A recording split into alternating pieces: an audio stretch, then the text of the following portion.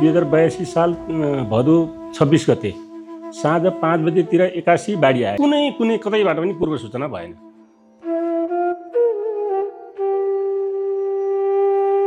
जब बाढी आइसक्यो नि सर, फेरि रातिमा अलिअलि पानी पर्यो यहाँ पनि।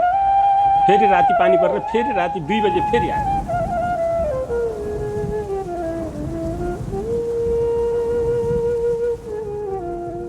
बाढी 2 फिट जति थियो लगभग पेटमा, अझै पनि निशानी छँदैछ यहाँ। यही निशानी हो।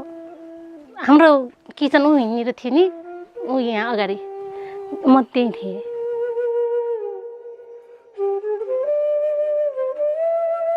बाढी त एक्कासी आयो सर।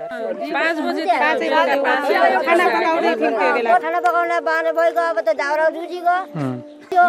यतिसम्म आहा। घरभित्रबाट हामी 3 जना थियौँ, छोराछोरी म गरेर बाहिर निस्किहाल्यौँ। फेरि भित्र पस्न पनि घर बाङ्गो बाङ्गो भयो जस्तो भयो, भित्र पस्नु पनि डर लाग्यो। सामान पनि केही पनि जोगाउन पाइएन।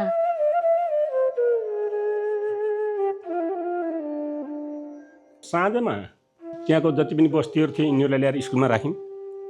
स्कुलमा राखेर हामीले साँझको टाइममा हामीले आफैले दियौँ। हेर्नुहोस्, रासन हामीले नगरपालिकासँग समन्वय गऱ्यौँ। नगरपालिकाले हजुरको बी ग्रुप र केयर नेपाल, हामीले यहाँको मान्छेले राहत चाहिँ त हजुरको 48 घन्टाभित्र पाइसकेका थिए कि।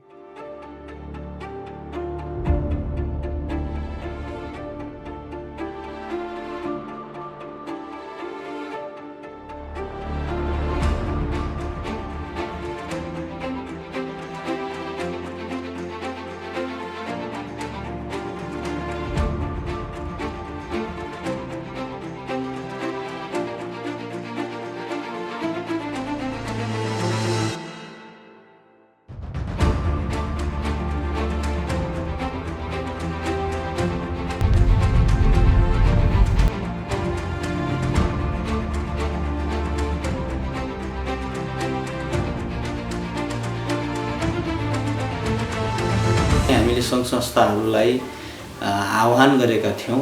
हामीसँग जोडिनु भएका संस्थाहरूमध्ये केयर नेपाल र चाहिँ बी ग्रुपले चाहिँ हामीलाई यो सामानहरू चाहिँ उपलब्ध गराउनु भएको छ।